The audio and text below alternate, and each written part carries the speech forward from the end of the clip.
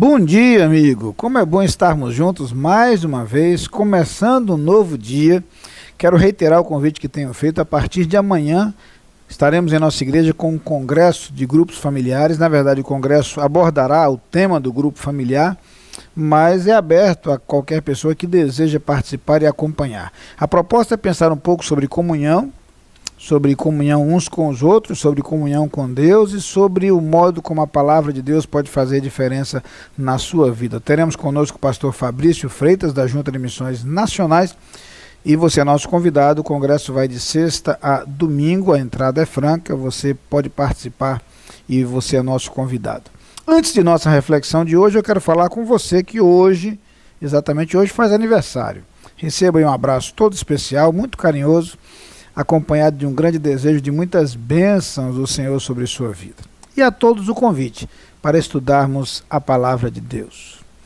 No livro dos Salmos, no Salmo de número 122, eu quero ler com você o versículo 1, que diz o seguinte: Alegrei-me quando me disseram, vamos à casa do Senhor. Esse salmo lembra minha infância. Não apenas conhecia o salmo, como tinha o hábito de cantar uma canção quando criança, que falava disso, da alegria de ir à casa do Senhor. Há algumas coisas que eu preciso que você perceba e que você entenda. Primeiro, a lembrança de que o contexto do salmo é um pouco diferente do nosso hoje.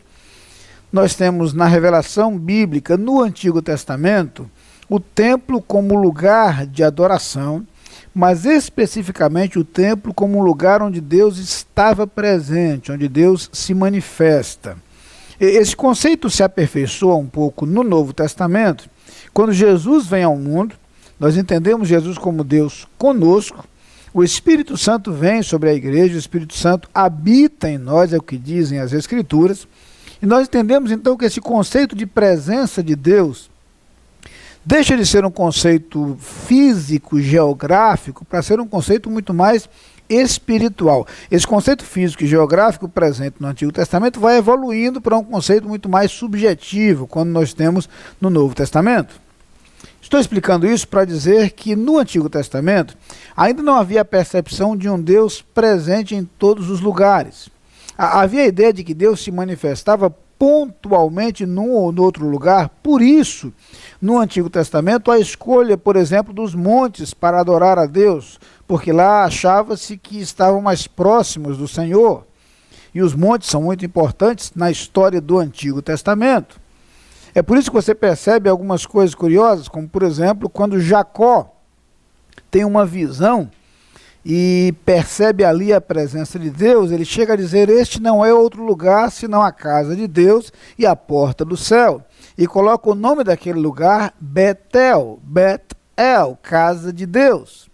Porque ele imagina que aquele lugar é a habitação de Deus. Há um conceito muito geográfico.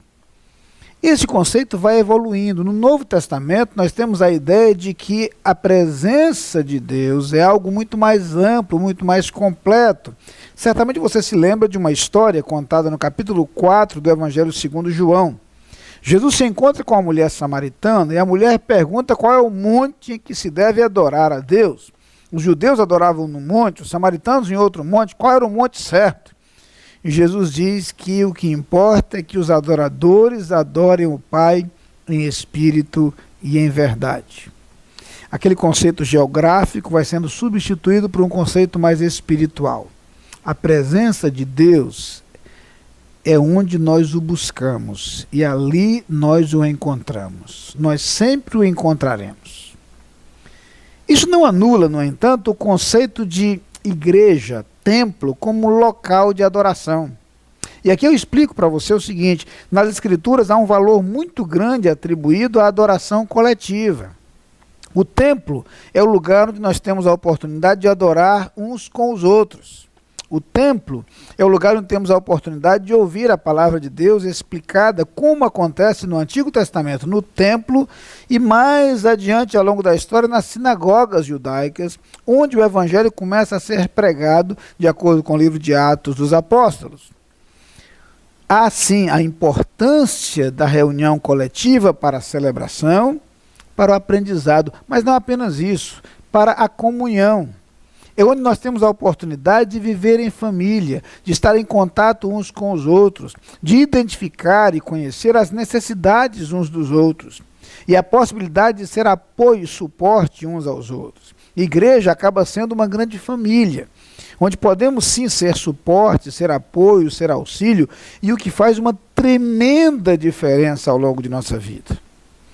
Entenda então que não é que a igreja seja o único lugar onde eu posso encontrar a Deus, onde eu posso falar com Deus. Falo com Deus no meu quarto, em minha casa, em meu local de trabalho, onde quer que eu esteja. Ele está ao alcance do meu coração. Na igreja, porém, eu tenho a oportunidade de adorá-lo em comunhão com outras pessoas. Eu tenho a oportunidade de estudar e conhecer a sua palavra. Eu tenho a oportunidade de ser aperfeiçoado em minha relação com ele, pelas minhas experiências, pela experiência dos outros, por aquilo que aprendo da sua palavra.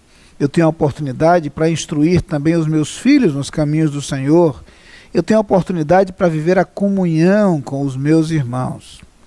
Daí porque não funciona a tese aparentemente simples e coerente de que é possível obedecer a Deus sem ir à igreja. A verdade é que, em 100% dos casos, é só uma questão de tempo. Com o tempo, distancia-se de Deus, distancia-se da sua palavra. A fé é enfraquecida, o ânimo é arrefecido, o compromisso se esvai e o relacionamento com Deus esfria. Na igreja temos a oportunidade para estar muito mais próximos de Deus e a oportunidade de conhecê-lo muito melhor. Daí porque, apesar de todas as mudanças nesse processo de revelação divina, as palavras do salmista se aplicam ao presente. Hoje ainda é possível, correto, e vale a pena dizer, alegrei-me quando me disseram, vamos à casa do Senhor. A alegria é encontrada quando na comunhão uns com os outros podemos aprender mais de Deus, adorá-lo e conhecermos-nos melhor uns aos outros para nos ajudarmos mutuamente. É na igreja que eu quero encontrá-lo, juntos na presença de Deus. Vamos orar. Pai querido, muito obrigado por aquilo que a tua palavra nos ensina, por aquilo que aprendemos e pelas oportunidades que ela nos proporciona. Muito obrigado pela existência da igreja e porque nos lugares de encontro podemos estar em comunhão contigo, na companhia dos nossos irmãos e viver intensa, plena e profundamente a vida cristã. Seja esta a experiência daqueles que nos assistem neste instante.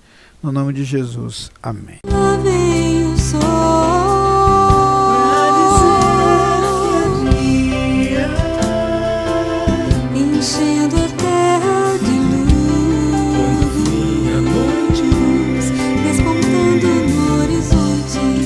Lá vem o sol quando fim a noite,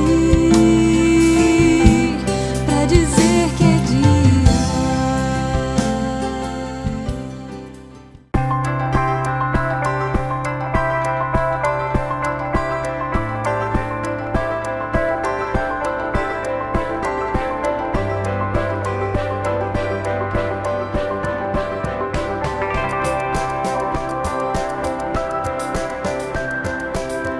IBU, cremos na importância de uma educação centrada em Cristo e, ademais, cremos em Ti, líderes servidores.